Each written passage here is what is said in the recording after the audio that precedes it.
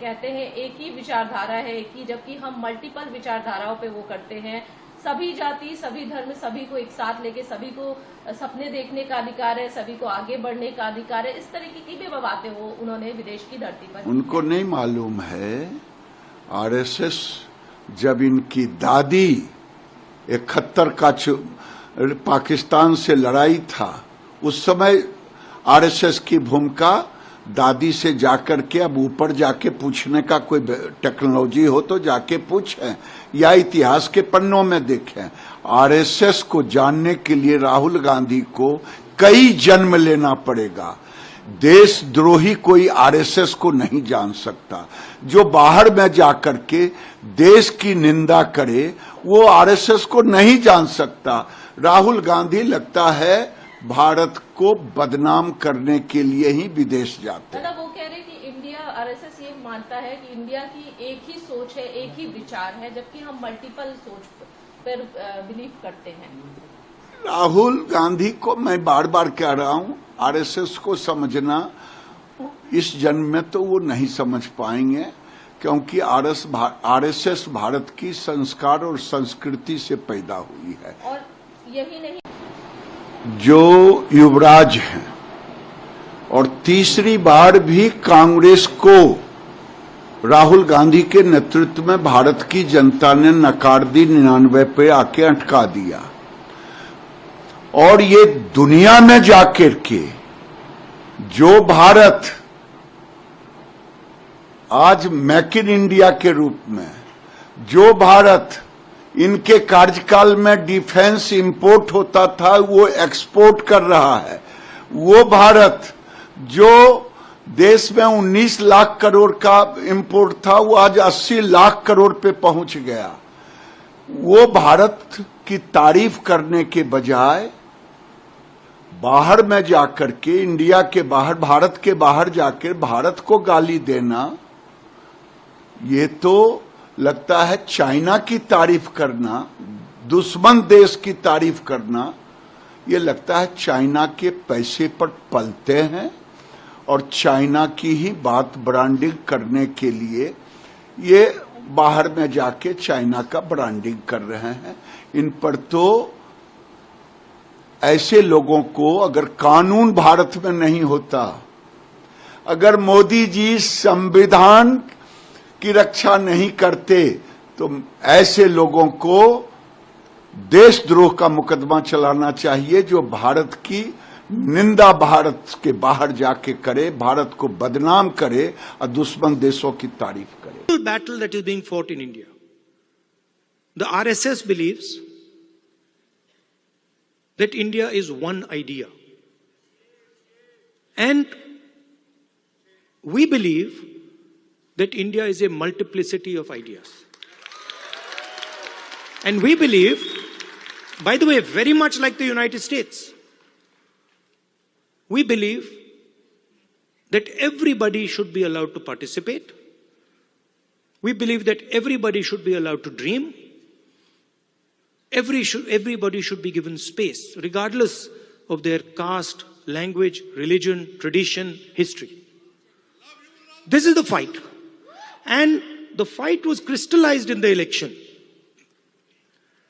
when millions of people in India clearly understood that the Prime Minister of India is attacking the Constitution of India. Because what I am saying to you, union of states, respect to languages, respect to religions, respect to traditions, respect to castes, this is all in the Constitution.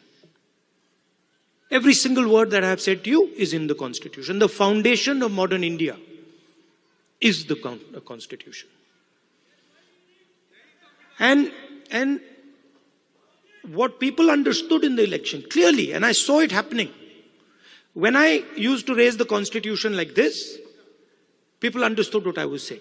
They were saying that the BJP is attacking our tradition, attacking our language, attacking our states, attacking our histories. And most importantly, what they understood was that anybody who is attacking the Constitution of India is also attacking our religious tradition.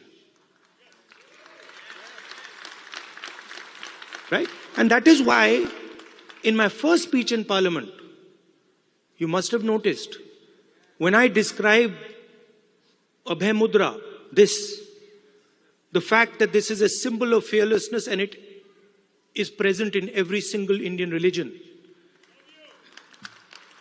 You can look, you go on the internet and you can see every single Indian religion. Guru Nanak Ji holds his hand like this.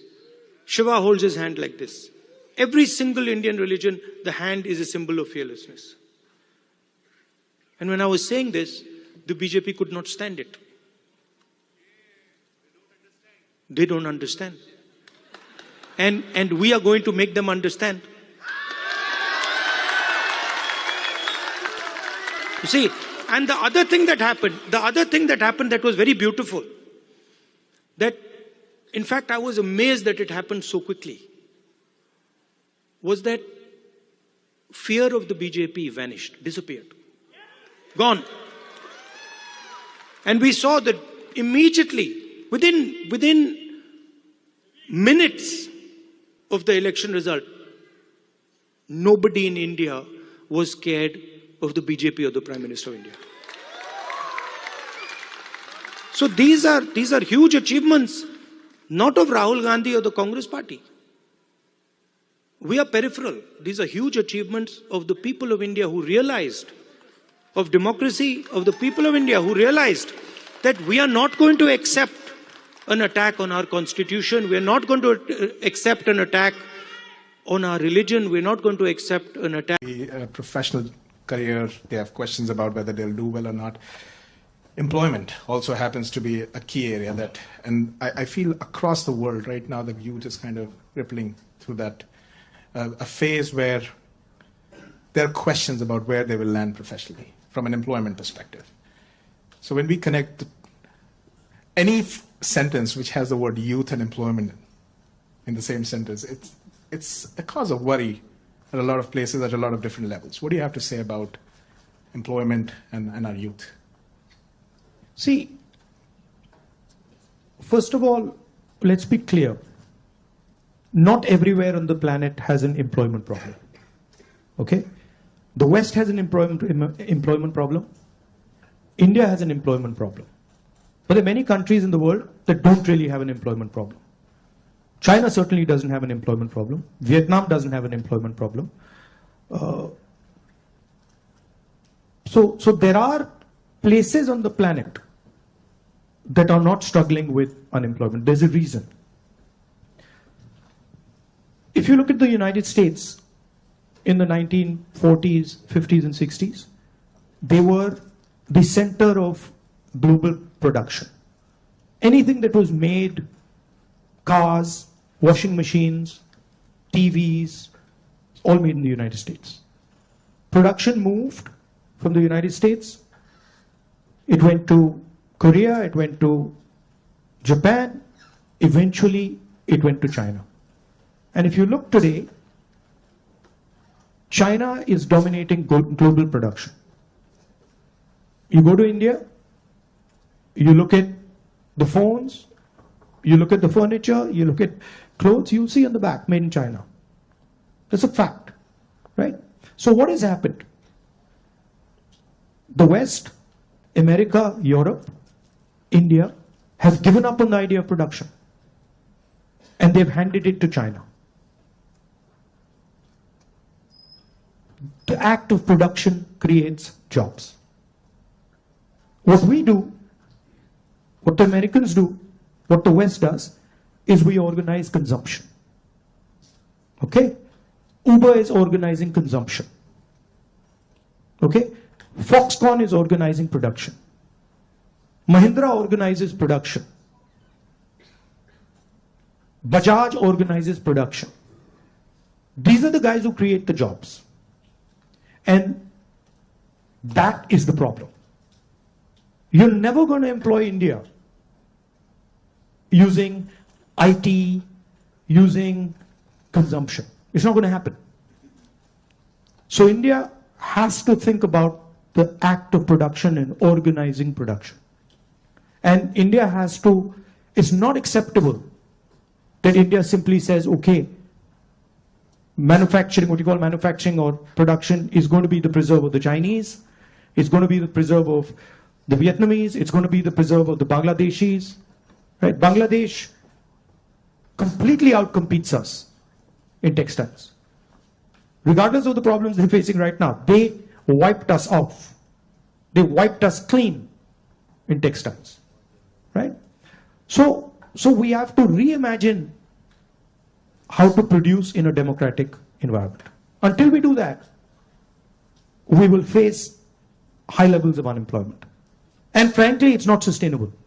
So you're going to see that if we carry on down this path of forgetting about manufacturing, you're going to see massive social problems coming in India and in the United States and in Europe, right? The polarization of our politics is because of this.